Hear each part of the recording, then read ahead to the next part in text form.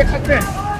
नमस्कार, live cities के खास कार्यक्रम बिहार की बात में आपका स्वागत है। मेरा नाम गरिमा भारती है और आज इस कार्यक्रम में मेरे साथ वरिष्ठ पत्रकार डॉक्टर संजय कुमार है। सर, बहुत बहुत स्वागत है आपका लाइव सिटीज में और हमारे कार्यक्रम में। जी नमस्कार। सर, बिहार की बात का मुद्दा आज देश भर के छात्र हैं। दिल्ली के जंतर मंतर पर प्रदर्शन तो चल ही रहा था, सोनम वांगचुक भूख हड़ताल पर थे और अब जंतर मंतर जैसा नजारा ही बिहार के अलग अलग जिलों में भी दिख रहा है, क्योंकि बिहार के छात्र भी नीट की परीक्षा देते हैं।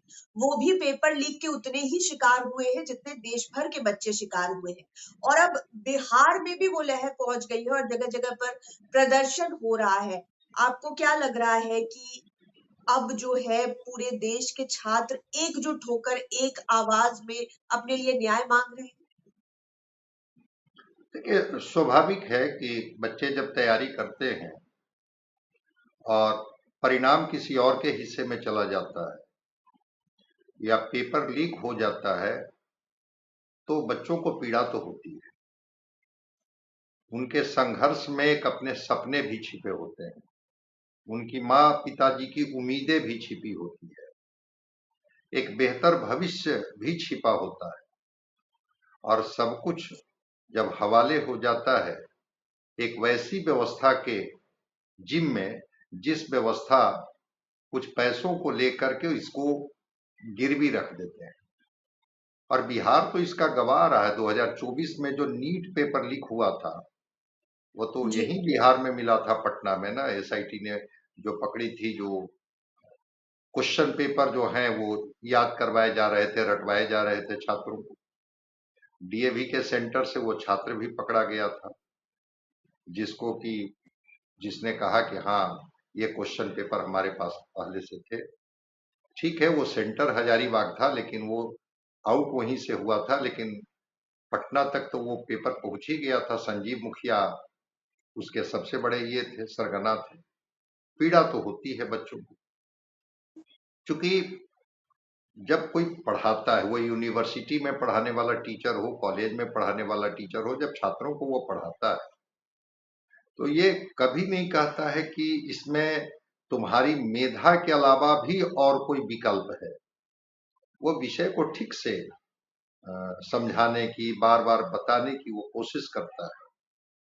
और उसमें भी जो क्वेश्चंस होते हैं या जो क्वेश्चन बनाने वाले जो मॉडरेशन बोर्ड के लोग होते हैं, वो जिस तरह का क्वेश्चन वो देते हैं, जरा उन बच्चों से कभी बात करके तो देखने की जरूरत है कि उनकी संघर्ष की दास्तां क्या हो।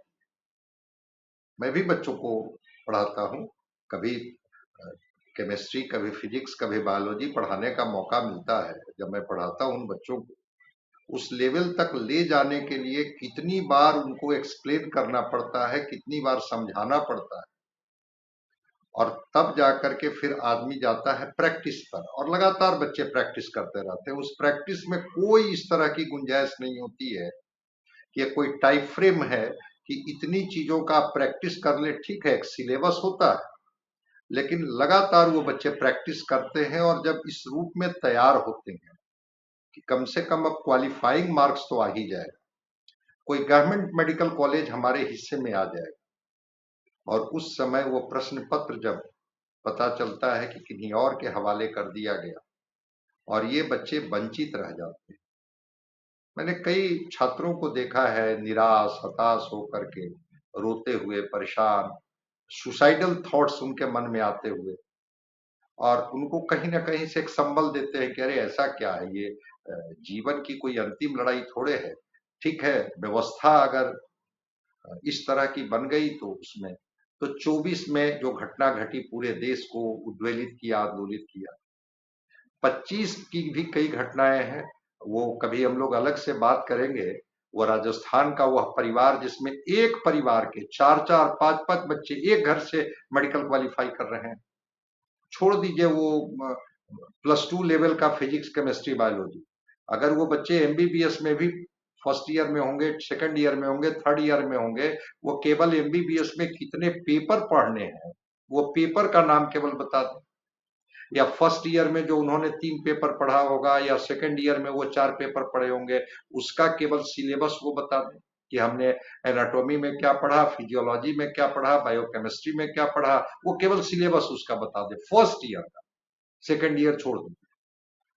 जिन बच्चों को 19 पेपर की जानकारी नहीं रहती है, उनको अगर डिग्री मिल जाती है, और जो बच्चे लगातार मेहनत करते हैं, संघर्ष करते हैं, उनके हिस्से में निराशा हाथ लगती है। तो धैर्य की भी एक सीमा होती है, उसी की ये पराकाष्ठा है। सोनम सर वांगचुक जो भी जी सर, प्रदर्शन हो रहा है उन लोगों के खिलाफ जिन्होंने पेपर लीक किया। इसके अलावा लोग सरकार से नाराज हैं। केंद्र में शिक्षा मंत्री धर्मेंद्र प्रधान का इस्तीफा मांगा जा रहा है, क्योंकि शिक्षा की जो व्यवस्था है उसकी जिम्मेदारी उनके ऊपर है। लेकिन आपको नहीं लगता है कि वो लोग भी उतने ही बराबर के दोषी हैं जो ये पेपर खरीदते हैं? उनके माता पिता या फिर विद्यार्थी खुद जो रेडी हो जाते हैं कि हमको पेपर खरीदना है। एक तो आप अपने साथ पढ़ रहे अपने सहपाठियों के साथ धोखा करते हैं। हो सकता है कोई मतलब कि बहुत तेज हो पढ़ने में और वो फेल हो जाता है, क्योंकि आपको पहले से क्वेश्चंस पता रहते हैं। और दूसरी बात ये कि ये कैसे पेरेंट्स हैं, ये कैसे माँ-बाप हैं जो अपने बच्चों को डॉक्टर बनाने के लिए पेपर खरीदने को तैयार रहते हैं। क्या ज़रा-सा दिमाग में थॉट नहीं आता है कि डॉक्टर एक ऐसा पेशा है जहाँ पर बिना पढ़ा लिखा हुआ, बिना इंटरेस्ट के इंसान अगर पहुँच जाएगा, तो एक पूरे इंसान की ज़िंदगी चली जा सकती है उसके हाथों से। तो ये तो थॉट की भी बात है कि हमारे देश में ये पेपर खरीदे क्यों जा रहे हैं? लोग खरीद क्यों रहे हैं? देखिए, थॉट्स और मोरल पर एक अलग से स्लॉट रखना होगा, फिर एक दिन बिहार की बात करनी होगी। लेकिन मैं आता हूं विषय पर जो आपने कहा। अगर आप स्कूल में पढ़ती होंगी, कॉलेज में पढ़ती होंगी, तो आपके पिताजी कॉलेज का खर्च, ट्यूशन का खर्च, कोचिंग का खर्च देने में सफल हो जाते होंगे। चलो, तुम्हारी पढ़ाई के लिए या जो हायर एजुकेशन लेने के लिए जो भी खर्च होगा वो हम दे दें।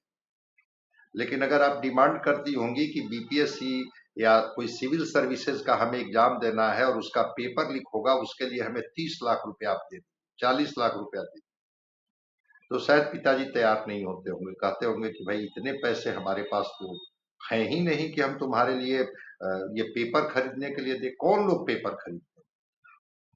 वही लोग पेपर खरीदते हैं जिनका धन का जरिया सही तरीका का तो नहीं है, तो वैसे लोग खरीदते हैं। और वैसे एक नहीं, इस देश में हजार में नहीं लाखों में लोग मिल जाएंगे जो डिग्रियां अपने बच्चों के लिए खरीदते हैं।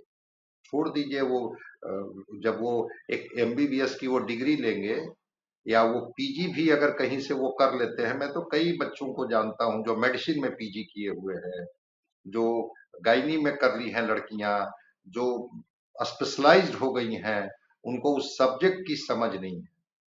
बाकी की बात तो छोड़ दीजिए, कितना वो सर्जरी करेंगी और कितना वो डायग्नोसिस करेंगे वो छोड़।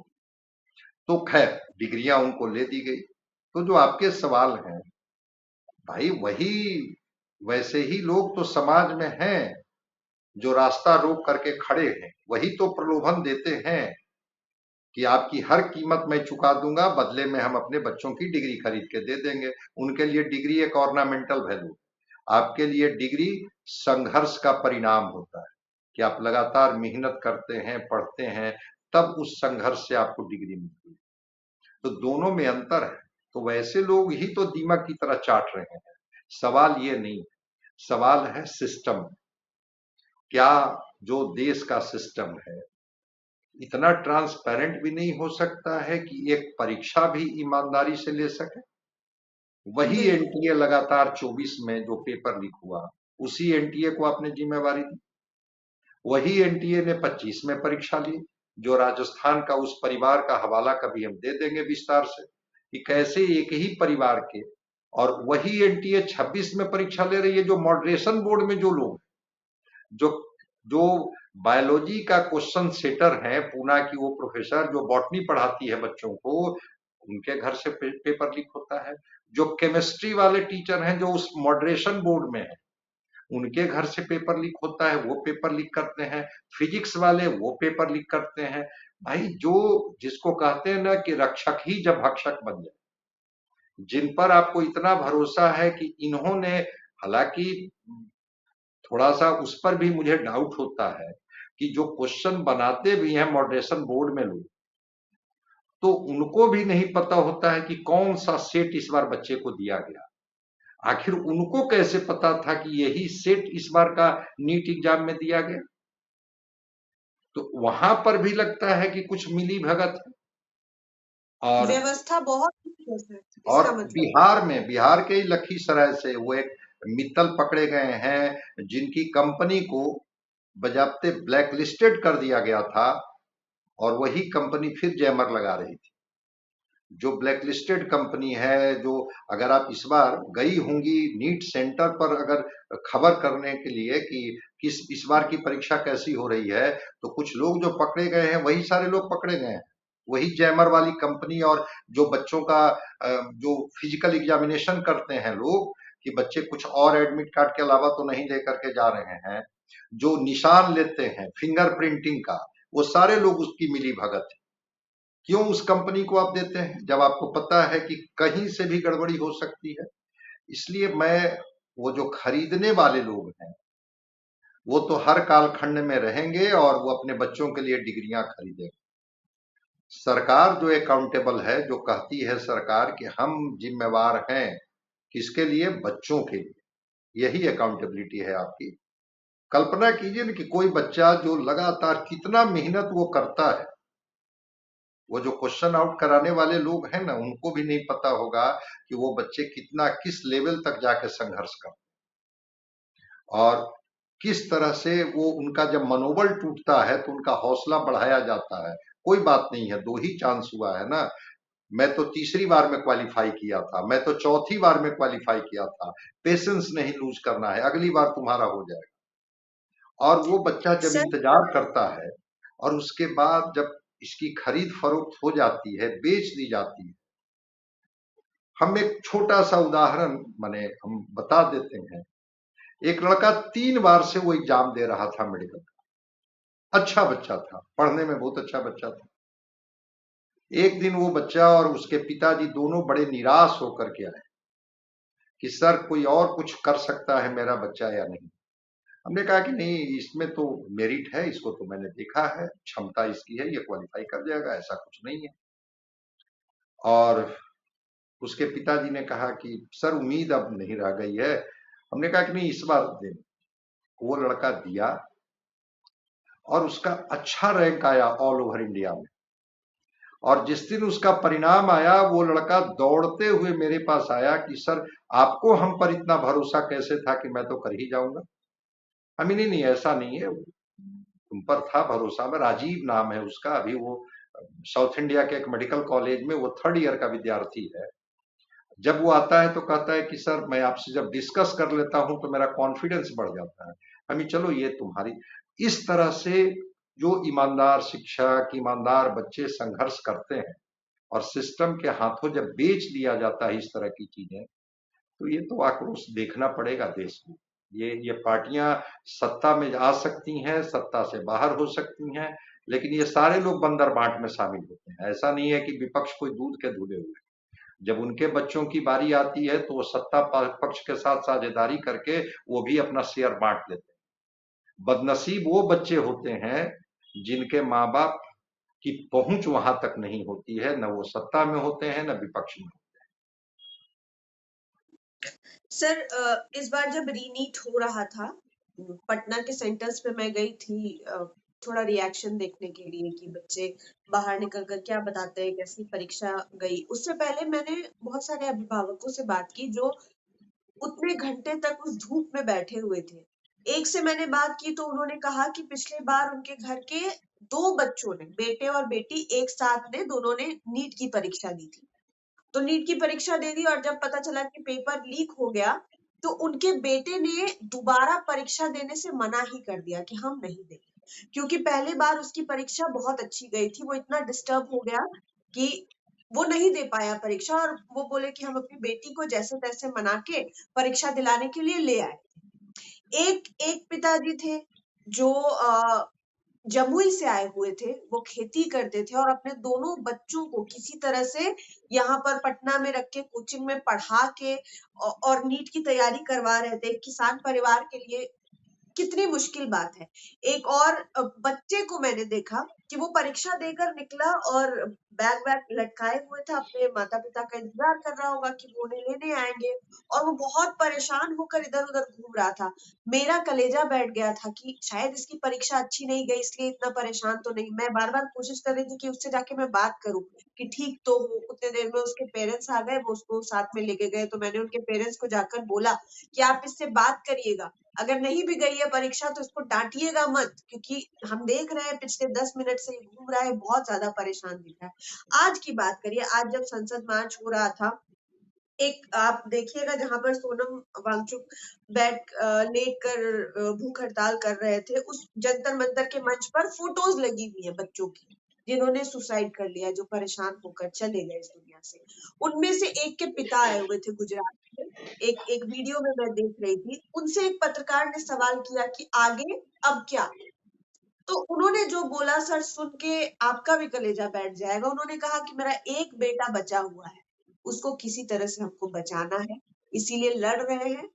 शुरुआत में भी आए थे और इसलिए आज भी आए हैं। हमने पहले भी सोनम वांगचुक सर से कहा था कि ये सब मत करिए, कोई सुनेगा नहीं, लेकिन उन्होंने किया तो हम साथ देने के लिए आ रहे हैं। अलग-अलग टेस्टिमनीज आ रही हैं बच्चों, और ये नहीं है कि जो लोग सर कह रहे हैं कि चलिए ठीक है, ये किसी का एजेंडा है, एंटी नेशनल लोग हैं, ये है, वो है, ठीक है। एक हाथ पे मान लेते हैं कि चलिए किसी का राजनीतिक एजेंडा हो सकता है। दूसरा, किसी का एजेंडा हो सकता है कि हमारा चेहरा चमक जाए। तीसरा, ये एजेंडा हो सकता है कि चलिए हमारी राजनीति धुंधली पड़ गई थी तो थोड़ा-सा हम लाइमलाइट में आ जाएँगे। लेकिन वो बच्चे जिन्हें मार पड़ रही है पार्लियामेंट स्ट्रीट पर, जिनके खून बह रहे हैं, जिनके सर फूटे हुए हैं, जो आंसू गैस के आगे भी दौड़ रहे हैं, वो कौन-सी पार्टी के हैं? वो कौन-सी जाति के हैं? ये किसी को समझ में क्यों नहीं आ रहा है? जो लोग को एंटी नेशनलिज्म या पता नहीं क्या-क्या बोल रहे हैं। नहीं, ठीक है, पॉलिटिकल पार्टियां उनको एक नाम दे देती है, दे दीजिए, लेकिन उससे आपके सिस्टम के खिलाफ जो गुस्सा है वो खत्म नहीं हो जाएगा। वो कोई ना कोई छात्र आएगा और खड़ा होगा, आप उसको जो नाम दीजिए। तो एक बच्चों में एक विद्रोह की भावना तो आ गई, और विद्रोह की भावना आ गई है वही सिस्टम के खिलाफ। तो जो बच्चे हैं वो पढ़ते हैं, मेहनत करते हैं, संघर्ष करते हैं। जब परिणाम आने की बारी आती है तो वो लगता है कि हम उस सिस्टम के शिकार हो गए और हमारे हिस्से में तो बस एक असफलता ही आई। वही बच्चे वहां खड़े थे जिनको आप एंटी नेशनल कह दीजिए, जो कहा। सोनम वांगचुक ने क्या कहा, अकाउंटेबिलिटी की ही तो बात कही। ठीक है, उनके एजेंडा जो भी, लेकिन 20 दिन से कोई व्यक्ति अनशन पर बैठा हुआ है। ठीक है, वो धर्मेंद्र प्रधान जी की इस्तीफा भी एक उनके मांग में, लेकिन उन्होंने क्या कहा कि परीक्षाओं की अकाउंटेबिलिटी तय की जाए, कि जो भी आपकी संस्था, जो भी आपका ये परीक्षा लेती है, वो अकाउंटेबल हो कि हम ट्रांसपेरेंट तरीके से परीक्षा लेंगे। सिलेबस आप बदल देते हैं। अभी कुछ दिन पहले तक नीट पीजी की परीक्षा जो थी वो 200 मार्क्स की थी, अब 180 का कर 180 क्वेश्चन कर दिया गया, पहले 200 क्वेश्चन का था। और पूरा क्वेश्चन का पैटर्न बदल दिया कि अब जिस तरह के क्वेश्चन आएंगे कुछ दिन के बाद 30 अगस्त को उनकी परीक्षा होने वाली है, उसका पैटर्न का एक बदल दिया गया। अगर आप तैयारी कर रही हैं 1 साल 2 साल से, और एट द 11th आवर आपका पैटर्न चेंज कर दिया जाए, क्या होगा? आप सफल हो जाएगी तो कंफ्यूज हो जाएंगी, अरे अब ऐसे क्या दिमाग भी करें। हाँ, दिमाग भी डिस्टर्ब हो जाएगा। हाँ, कि अरे ये क्या हो गया भाई, ये ऐसे at the 11th our syllabus क्यों ऐसे बदल दिया गया? आप कभी सिलेबस बदल दे रहे हैं, सिस्टम आपके नियंत्रण से बाहर है। इस बार तो हद ही हो गई ना 2026 में। अब अभी तो हरियाणा के एक लड़के का 2-2 रिजल्ट आ गया है नीट में। एक बच्चा 2 रिजल्ट कैसे ले लेगा? कौन सा आपका सिस्टम की ट्रांसपेरेंसी जो लेकर के वो खड़ा है? तो सर जब वो जब रीनीट का एडमिट कार्ड भी आया था, तो आप गड़बड़ियां गिनिए। बिहार में एक बच्चे का सेंटर दे दिया अबू धाबी। मतलब आप परीक्षा करा रहे हैं या सर्कस करा रहे हैं, समझ में ही नहीं आता। वही, इतनी बड़ी चूक कैसे हो सकती है? अगर वांगचुक को एक सोनम वांगचुक एक सिंबॉलिक ही सही, लेकिन जी, सिंबॉलिक तरीके से वो बात क्या कर रहे हैं, एजेंडा को उस छोड़ पर दीजिए। हाँ, उनके चीन के साथ अच्छे रिश्ते हैं और वो एंटी नेशनल हैं और क्या है, छोड़ दीजिए।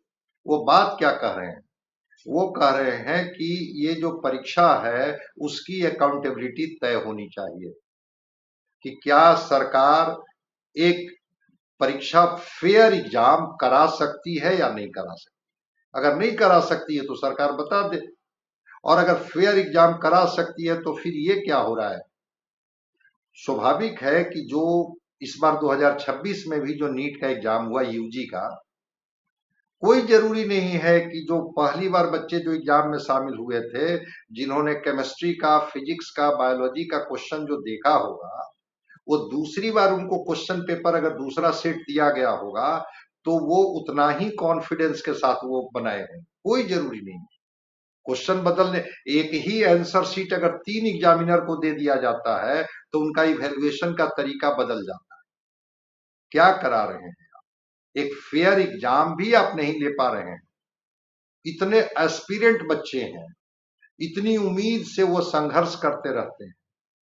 ये जो नेताजी जो अलग अलग तरीके का भाषण देते हैं ना, जरा उनको कह दिया जाए ना कि जरा कोई सब्जेक्ट है केमिस्ट्री का, ऑर्गेनिक केमिस्ट्री, चलिए ना एक दिन ऑर्गेनिक केमिस्ट्री एक दिन पढ़ा दी, देखिए कैसे वो भाग खड़े होते। जरा चलिए ना फिजिक्स का हम लोग बात करेंगे, ऑप्टिक्स आप पढ़ाइएगा, हम लोग जरा देखेंगे कैसे आप रिफ्रैक्टिव इंडेक्स समझाते हैं। आप चलिए ना जरा सा आप साउंड पढ़ा दीजिएगा, नहीं पढ़ा पाएंगे। लेकिन अगर कोई टीचर कहीं खड़ा होकर के उस बच्चे को समझा रहा है, पढ़ा रहा है, बच्चे भी ध्यान पूर्वक सुन के समझ रहे हैं, पढ़ रहे हैं, और उसके बाद जब वो उनके परिणाम की बारी आती है तो फिर उसके हिस्से में क्या आता है।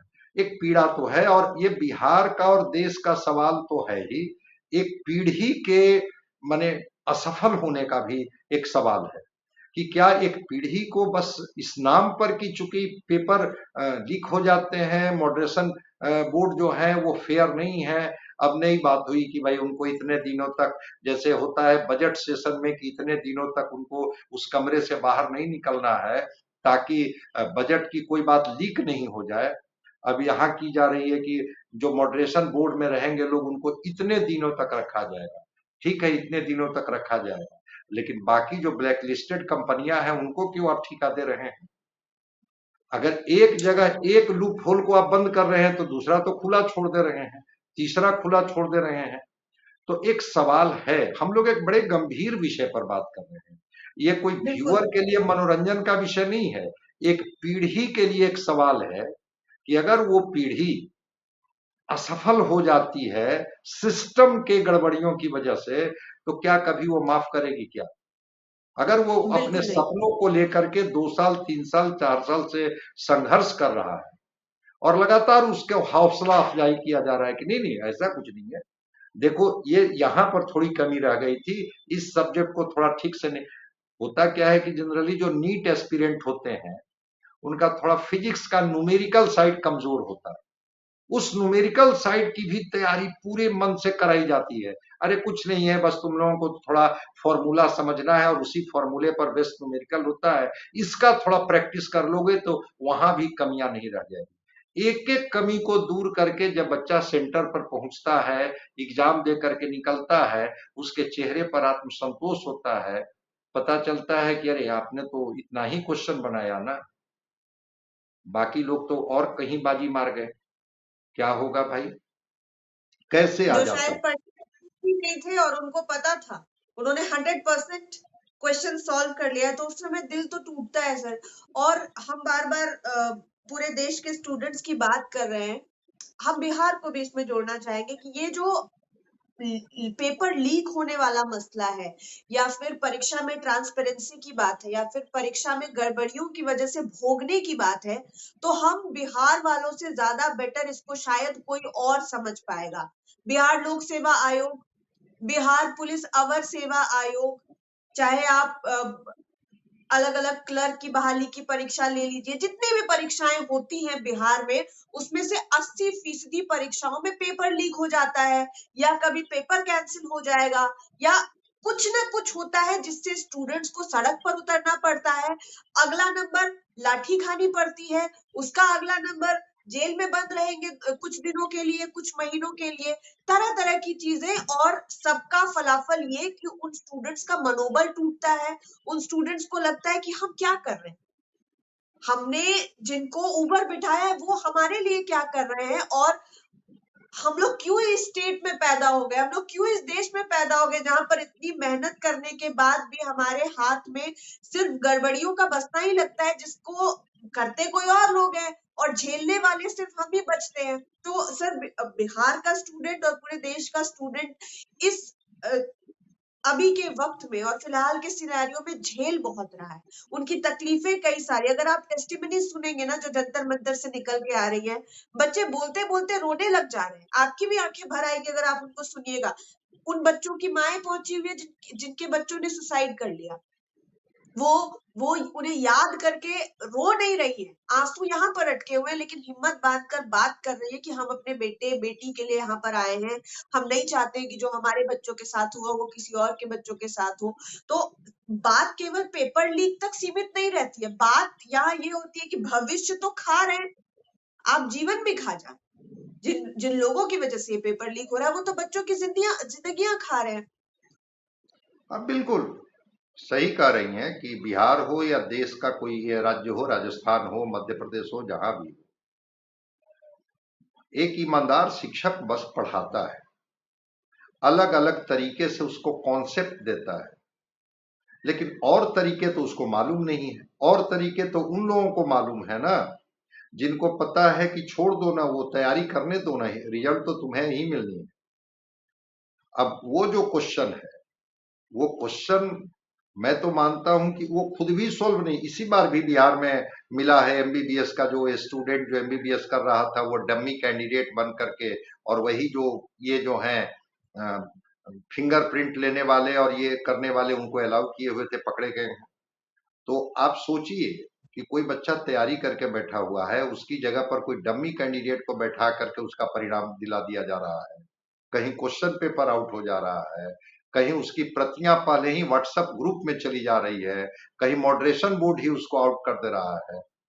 कितनी पीड़ा उस बच्चे को होती होगी, और एक उम्मीद टूट जाती है। देखिए, सबसे जो कहा जाता है कि सबसे जो कष्टदायक होता है सपनों का मर जाना, जिन सपनों बिल्कुल। को लेकर के वो बच्चे आगे बढ़ने के लिए तैयार हैं।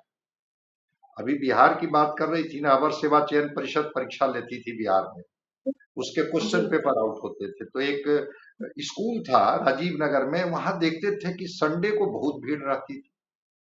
पता चलता था कि भाई आखिर इस भीड़ का मतलब क्या है, क्यों इतने बच्चे हर संडे को वहां, और वहीं पर सेंटर होता है, और सबसे भरोसेमंद वही जगह है। बाद में जो चीजें आई वो सब अखबार से लेकर के सारे मीडिया में आई कि वहां क्या क्या होते थे, फिर उनको अरेस्ट करके उनको जेल भेजा गया, और अवर सेवा चयन परिषद के उस समय जो चेयरमैन थे, उन्हीं के लेवल से क्वेश्चन पेपर आउट होता था।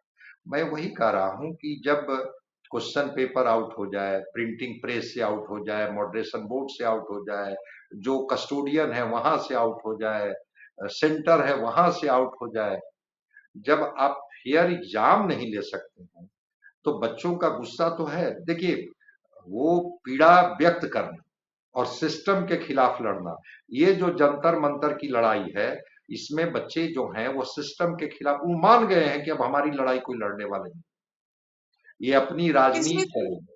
हाँ, को इसलिए वो छोड़ के खुद उतरे। निकले हैं।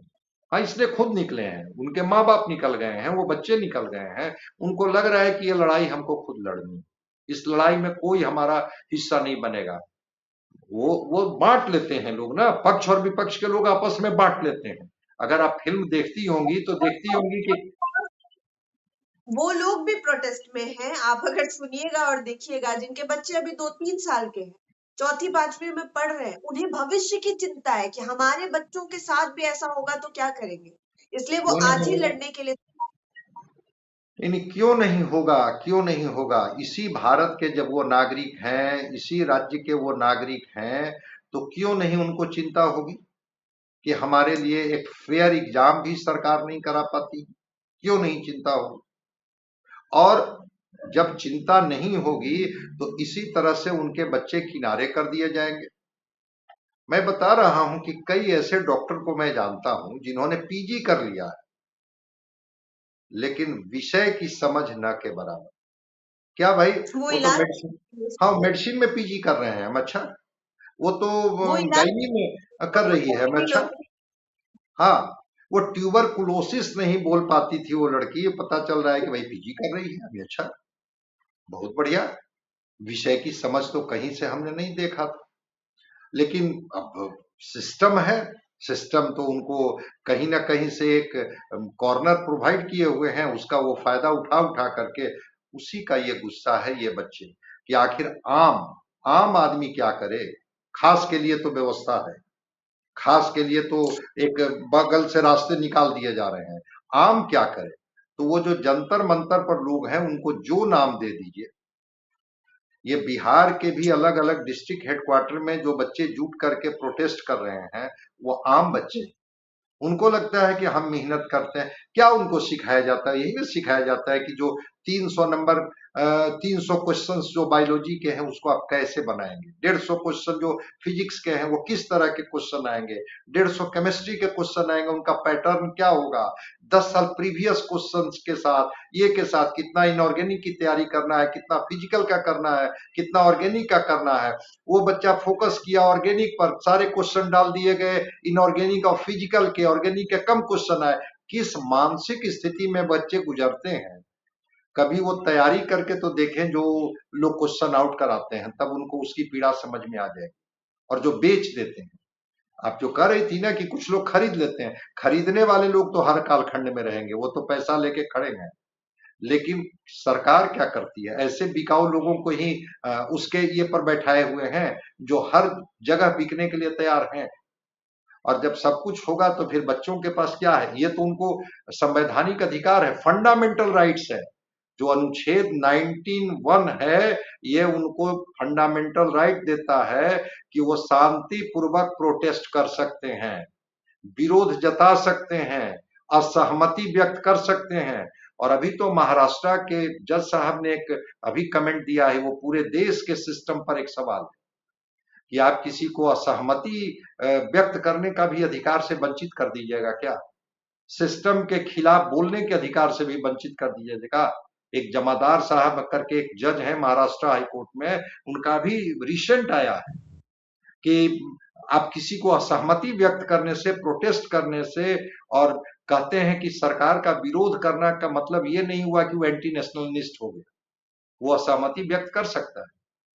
तो आप जो नाम दे दीजिए, 20 दिन तक कोई व्यक्ति भूख हड़ताल पर है, जे सॉरी हॉस्पिटल में जाने के बाद भी कह रहे हैं कि नहीं हम कोई ये नहीं लेंगे, कोई ड्रिप हमको नहीं लगाया जाए, हम कोई मेडिसिन नहीं लेंगे, जब तक हमारी मांगों पर सहानुभूति पूर्वक विचार नहीं किया जाएगा। वो अपनी बात तो करने नहीं आए हैं वांगचुक, वो तो बच्चों के लिए कह रहे हैं कि सरकार अकाउंटेबल हो कि हम फेयर एग्जाम बच्चों का लेंगे, यही बात तो कर रहे हैं। उनकी पत्नी का भी कल मैं स्टेटमेंट देख रहा था जो बुलेटिन आ रहे हैं हॉस्पिटल से कि भाई 4.2 जी, अगर उनका पोटेशियम लेवल था तो तुरंत 3.2 कैसे आ गया, मैं देख रहा था। खैर, आज उन्होंने हॉस्पिटल से ही एक पत्र भी जारी किया है। वो तो ठीक है, वो हाई कोर्ट का भी है और सरकार का भी होना चाहिए कि कोई व्यक्ति जब ओवर डिहाइड्रेटेड हो जाएगा तो उस स्थिति में तो उसका डेथ भी हो सकता है। उनको आपको हॉस्पिटल में ले जा करके उनको आपको तो हाइड्रेट करना होगा, उनको आप ये सलाइन चढ़ानी होगी, वो ठीक है। इलेक्ट्रोलाइट इम्बैलेंस होगा तो उसको आपको पूरा करना होगा। लेकिन वो वांगचुक हॉस्पिटल से भी क्या पत्र लिख रहे हैं कि आप शांतिपूर्वक अहिंसक तरीके से प्रोटेस्ट जारी रखेंगे, और तब तक जारी रखेंगे जब तक ये सरकार इस बात के लिए आपको ये नहीं करती है। देश का सबसे बड़ा जो ये है पंचायत है वो कौन है? पार्लियामेंट। पार्लियामेंट का सेशन शुरू है और उसी पार्लियामेंट के सेशन के वक्त ये जंतर मंतर पर खड़े होकर के ये कह रहे हैं कि फेयर एग्जाम की गारंटी दे दीजिए कि हाँ ये देश में जो भी एग्जाम होंगे वो फेयर होंगे। कभी अलग से हम बात करेंगे आखिर यूपीएससी का पेपर क्यों नहीं लीक होता है, उसके बिल्कुल। मेथड्स क्या है। यूपीएससी भी तो इसी देश की सरकार लेती है ना। यूपीएससी का कभी आपने सुना कि उसका पीटी का पेपर लीक हो गया, मेंस का पेपर लीक हो गया? क्यों नहीं लीक होता है? और ये सारे जो एग्जाम है इनके पेपर क्यों लीक हो जाते हैं?